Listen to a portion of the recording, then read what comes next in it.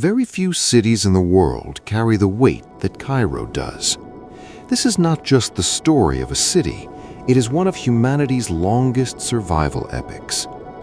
On the banks of the Nile, in the heart of the desert, for thousands of years, every empire sought to conquer this land.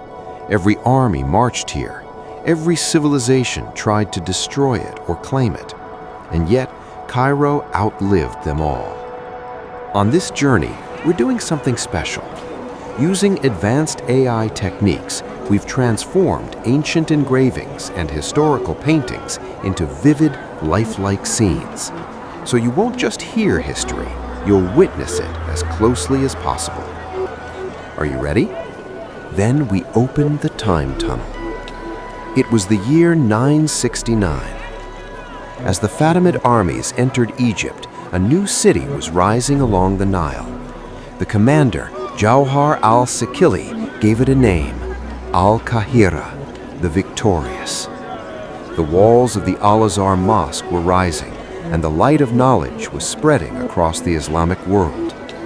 Cairo had become more than a capital, it was the heart of a civilization. But every heart is destined to face a threat. In the mid-12th century, Crusader armies from Europe were determined to reshape the East. Jerusalem had fallen, Antioch had burned, and now all eyes were on Egypt, on Cairo.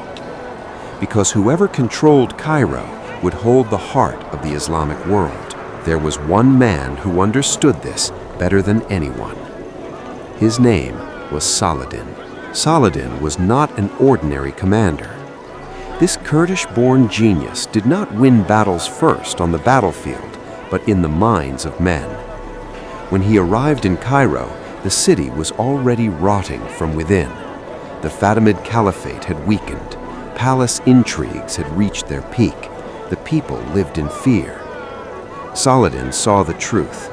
Before saving a city from external swords, you must first save it from internal decay.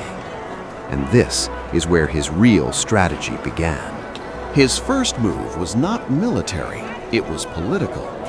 He took control as the vizier of the Fatimids, but never put himself at the center. He stayed in the shadows, built power, and eliminated his enemies one by one. He exposed secret correspondences with the Crusaders and purged spies within the palace. He strengthened Cairo's defenses and gained the trust of the people. Then, in 1171, when the last Fatimid Caliph died, Saladin quietly took control. Not a single drop of blood was spilled. But the real test had yet to come. In 1177, the Crusader kingdom launched a major campaign. At the Battle of Montgisard, Saladin suffered a crushing defeat. This is where history separates him from most commanders, because he did not break. He withdrew, but turned defeat into a lesson. He reorganized his army and built the Citadel of Cairo, which still stands today. He focused all of Egypt's resources on one goal, returning stronger. And then came 1187, the Battle of Hattin. Saladin cut off the Crusaders from water sources, leaving them under the burning sun, weakened by thirst. This was no longer just a battle. It was a masterclass in patience and strategy, overcoming brute force. Jerusalem was recaptured, and Cairo could breathe again. So what was the secret of Saladin's strategy? Not just being strong, but being strong at the right place at the right time. Stabilize from within, delay from the outside, and let your enemy collapse under their own mistakes. This mindset didn't just save Cairo in that moment, it laid the foundation for its survival for centuries. And today, with over 22 million people, Cairo still stands. The Citadel of Saladin still watches over the city.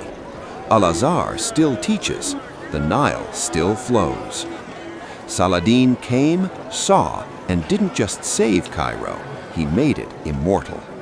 Because some cities are not built from stone and mortar, but from the relentless will of great minds. And that will is as old as the desert. See you in the past.